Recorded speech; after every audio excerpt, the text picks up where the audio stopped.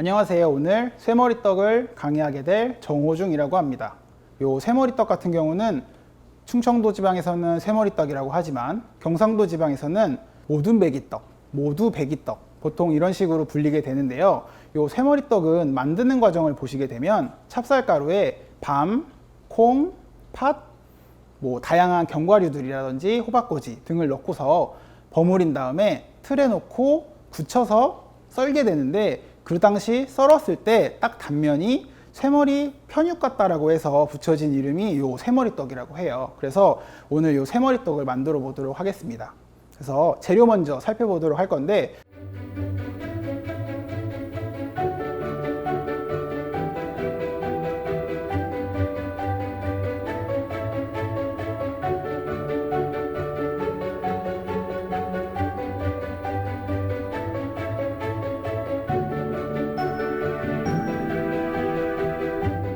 우선 요 오늘 만드는 쇠머리떡의 주 재료는 찹쌀가루입니다. 요 찹쌀가루를 준비했는데, 오늘 쓰는 찹쌀가루는 습식 쌀가루예요. 습식 찹쌀가루를 준비했고, 요 쌀가루 같은 경우에는 보통 떡집에서 쌀가루를 사실 수가 있으면 쉽게 구하실 수가 있는 거고, 인터넷을 보시더라도 쌀을 불려서 소금만 넣고 빻아놓은 쌀가루들을 팔아요. 그 찹쌀가루를 구하셔서 오늘 만드는 요 떡을 만들어 보도록 하겠습니다. 또 떡에 쓸 오늘 부재료들을 한번 소개해 드릴 건데, 우선 밤, 대추, 호박꼬지, 그리고 검은 콩과 붉은 팥, 이 5가지를 준비했어요. 표면을 반지르르 하고 윤기 나게도 해줄 거고요. 그리고 단맛까지 추가시켜줄 이 조청을 가지고 오늘 쇠머리떡을 만들어 보도록 하겠습니다. 자, 이제 본격적으로 쇠머리떡을 만들어 보도록 하겠는데요. 우선 쌀가루 만들기를 먼저 보고 넘어가도록 하겠습니다. 오늘 만드는 쇠머리떡의 재료인 쌀가루는 찹쌀을 이용한 습식 쌀가루라고 보시면 될 것 같은데, 이 쌀가루에다가는 오늘 물을 2큰술 정도 넣어 줄 거예요. 물 2큰술을 넣고서 손으로 골고루 섞어 주시고, 물을 넣게 되면 쌀가루가 뭉치면서 몽글몽글해져요. 그 몽글몽글한 걸 손으로 잘 풀어주셔야 돼요. 잘 풀어주셔야 되고, 이렇게 물을 넣은 다음에 손으로 비벼가지고 수분이 골고루 갈 수 있게 해주세요. 골고루 갈 수 있게 해주시고, 오늘은 체에 내리지 않고 대신에 여기서 손으로 골고루 잘 섞어줄 거예요. 쌀가루 물주기가 다 됐으면 이제 부재료를 만져보도록 할 건데, 우선 밤이랑 대추를 손질해 보도록 할 거예요. 일단 밤부터 손질을 해 보도록 할 건데, 우선 밤은 2가지 방법으로 자를 거예요. 반은 편으로 썰 거고요, 반은 뚜걱뚜걱 썰 거예요. 우리 떡국떡 모양처럼 얘를 납작하게 3개 정도만 썰어 주도록 할게요. 이렇게 해서 요거 써실 때 손 다치지 않게 조심히 써시고요. 이렇게 해서 평평하게 해놓은 아이들을 준비해 주시고요. 나머지 밤들은 뚜걱뚜걱 썰 텐데, 밤 사이즈에 따라서 4등분 하셔도 되고 6등분 하셔도 되고, 이렇게 따로따로 준비를 해주세요. 그리고 이제 대추 손질을 할 건데, 이 대추 같은 경우는 가운데에 씨가 있어요. 그래서 씨를 제거해 줘야 되는데, 요거는 칼질을 조금 하실 줄 아는 분들이 하셔야 돼요. 칼 손 벨 수 있으니까 조심하셔야 되는데, 칼 손질하실 때는 대추를 돌려 깎는다고 생각하셔야 돼요. 돌려 깎는다 생각하시고, 한쪽 면에 칼을 넣고 대추를 돌리면서 돌돌돌 돌려주면 대추 살이랑 대추 씨랑 이렇게 분리가 돼요. 이렇게 분리가 될 수 있도록 돌려 깎는 거예요. 이게 조금 어려우시다 하시는 분들은 그냥 칼집만 넣고요, 손으로 벌려서 모양은 안 이쁘더라도 씨를 빼주세요. 안 다치는 게 중요하니까 이런 식으로 하셔도 되고, 이렇게 해서 다 준비가 되면 이 아이들을 그냥 이 대추 길이대로 이렇게 썰어 줄 거예요. 떡을 할 때는 대추를 손질한 다음에 대추를 한번 물에 넣었다가 빼주는 과정을 꼭 해주시는 게 도움이 되니까, 이런 식으로 밤이랑 대추를 손질하시면 되고, 그리고 나면 이제 호박꼬지를 볼 건데, 이 호박꼬지를 쓰실 때는 물에 불리셔야 돼요. 그래서 호박꼬지에다가 물을 넣게 주는데, 손으로 만졌을 때 살짝 따뜻한 정도의 온수 정도면 충분하니까 물을 넣고요, 10분 정도만 불릴 거예요. 저희는 미리 불려서 손질을 해놨는데, 보통 호박꼬지가 이런 식으로 길게 나와 있어요. 이렇게 많다 보니까 얘를 우리는 한 2-3cm 정도로 썰어 줄 거예요. 이렇게 썰어서 호박꼬지 준비를 해주시고, 다음에는 검은 콩과 붉은 팥 설명을 드릴 건데, 검은 콩이나 붉은 팥은 삶아야 돼요.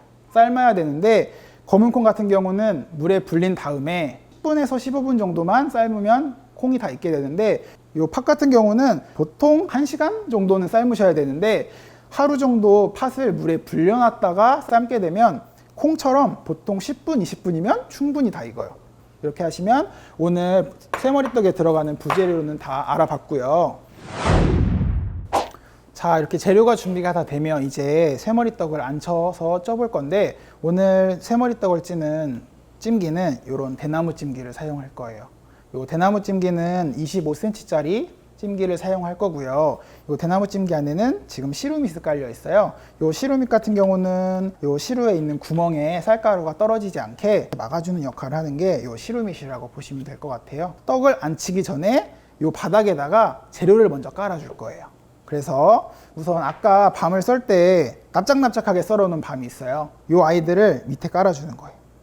이렇게 깔았는데, 밤을 좋아하시는 분들은 밤을 좀 넉넉하게 더 까셔도 돼요. 그리고 대추를 깔 건데, 대추는 안 치기 전에 물을 적셔 주셔야 되는 거예요. 공식 잊지 마시고. 대추도 이렇게 뿌려줄 건데, 붉은색이 뒷면으로 가게 이렇게 다 해주세요. 그래야 이쁘게 나오니까.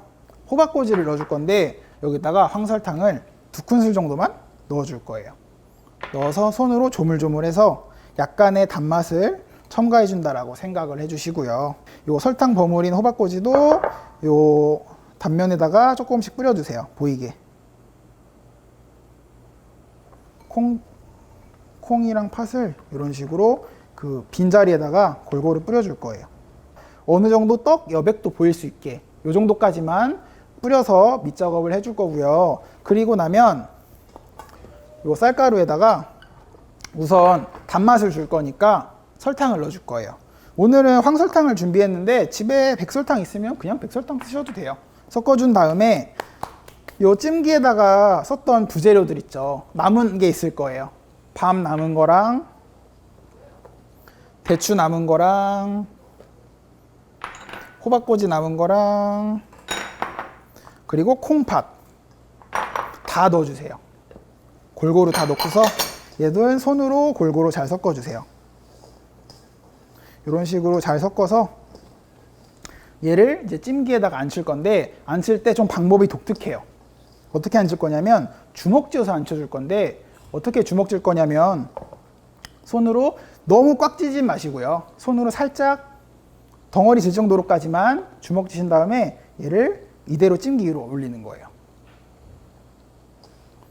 마지막 쌀가루까지 다 앉혀서 준비를 해주시고요. 이렇게 앉혀놓게 되면 이렇게 군데군데 주먹 져서 나오는 김 자리 부분으로 이따가 뜨거운 김이 올라와서 떡을 익게 해줄 거예요. 이런 식으로 해서 떡을 앉혔습니다. 시루에 새머리떡을 잘 앉혔으면 이제 떡을 쪄볼 차례인데요. 우선 떡을 찔 때는 이런 시루에다가 물을 넣고 끓여줄 거예요. 그래서 이렇게 물이 팔팔 끓을 수 있게 준비를 해주시는 게 좋아요. 그래서 항상 떡을 안 치실 때는 재료 준비가 되고 찜기에 떡을 안 치기 전에 물솥에다가 물을 넣고 물을 먼저 올려놓고 시작하시는 게 더 좋아요. 그래서 물이 끓는데 10분 정도 걸릴 수 있으니까 물을 먼저 올려주시고요. 물이 이렇게 끓기 시작하면 이제 찜기를 올려주시면 돼요. 이렇게 물 끓는 데다가 시루를 올린 다음에 시루 안쪽에서 김이 나오기 시작하면 뚜껑을 닫고, 찹쌀가루다 보니까 30분 찔 거예요. 시간이 다 됐다고 이따가 꺼내실 때도 그냥 바로 빼시는 게 아니라 익었는지 안 익었는지 확인해 보시는 게 좋아요. 그건 어떻게 확인하냐면 우리가 얘는 주먹 져서 앉혔거든요. 그래서 떡을 다 찌고 나면은 찹쌀이니까 주저앉아서 이렇게 퍼질 거거든요. 그랬을 때 미처 주저앉지 않고 덩어리져 있는 부분이 있을 거예요. 그 부분은 나무젓가락 같은 걸로 한번 찢어서 익었는지 안 익었는지 확인해 보시면 돼요. 해서 약간 희끗한 가루가 남아있다 하시면 30분을 쪘어도 조금 더 찌시는 게 좋아요. 해서 푹 쪄야 되니까 찹쌀가루가 익을 정도까지 30분 정도 찔 거예요. 해서 김이 오르기 시작하면 뚜껑을 닫고 30분 정도 찌도록 하겠습니다. 이렇게 보시면 이제 찰떡이 다 익어서 이렇게 떡이 다 쪄지게 되면은 얘를 이제 꺼내서 성형을 해줄 거예요. 그래서 뜨거울까봐 저는 장갑을 꼈습니다. 집에서도 장갑을 끼고 해주세요. 그래서 장갑을 끼신 다음에 김장 비닐을 준비해 주시는데 이 김장 비닐에다가는 얇게 식용유를 발라놨어요. 시루 위에 비닐을 엎고요. 그리고 평평한 도마나 쟁반을 쓰셔도 상관없어요. 그런 거 편하신 걸로 덮어주세요. 덮은 다음에 얘째로 뒤집어서 빼주시면 됩니다. 시루밋을 뺄 때 떡에 있는 고물이나 붙어서 다 떨어질 수가 있으니까 떨어뜨릴 때 이런 스크래퍼 같은 걸로 떨어지지 않게 살살살 봐주시면서 앉혀주시면 됩니다. 이 상태에서 그냥 바로 쓰셔도 되겠지만 아까 우리가 주먹주도 안 쳤다 보니까 두께나 높낮이가 좀 일정치가 않아요. 그래서 그거를 좀 일정하게 좀 만들어 줄 건데 어떻게 할 거냐면 그 비닐 위에서 얘를 살짝 네모나게 성형을 해줄 거예요. 이렇게 한번 접고요. 그리고 테두리 부분은 요 스크래퍼 가지고 조금 밀어서 모양을 일정하게 맞출게요. 요것도 일정하게 맞추고 반대쪽도 스크래퍼로 떡을 조금 밀어서 네모나게 모양이 만들 수 있게 해준 다음에 얘를 한번 뒤집을 거예요.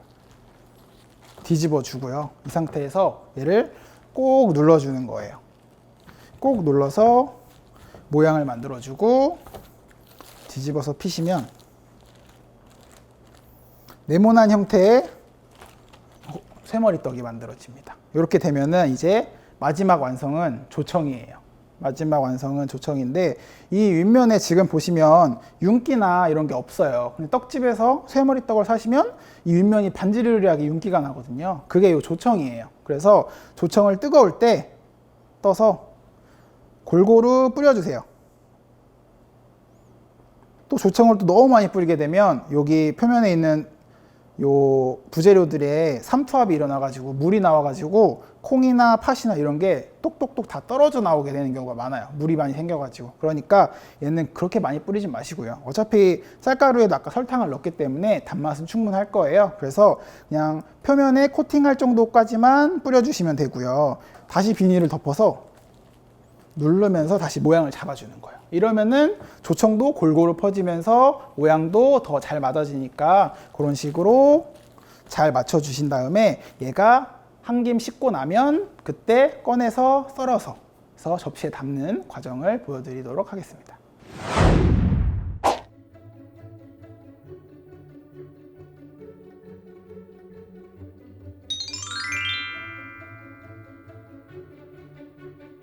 자, 이렇게 쇠머리떡을 완성을 해서 접시에 담아봤는데요.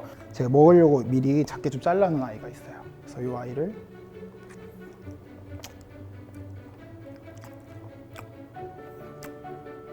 달달하고 콩팥도 씹히고 하다 보니까 좀 담백한 차랑 같이 브런치 정도로 드시면 참 좋은 떡이니까 한 번씩 만들어 보시면 도움이 될 것 같습니다. 다양한 전통을 시식하다 다시다. 감사합니다.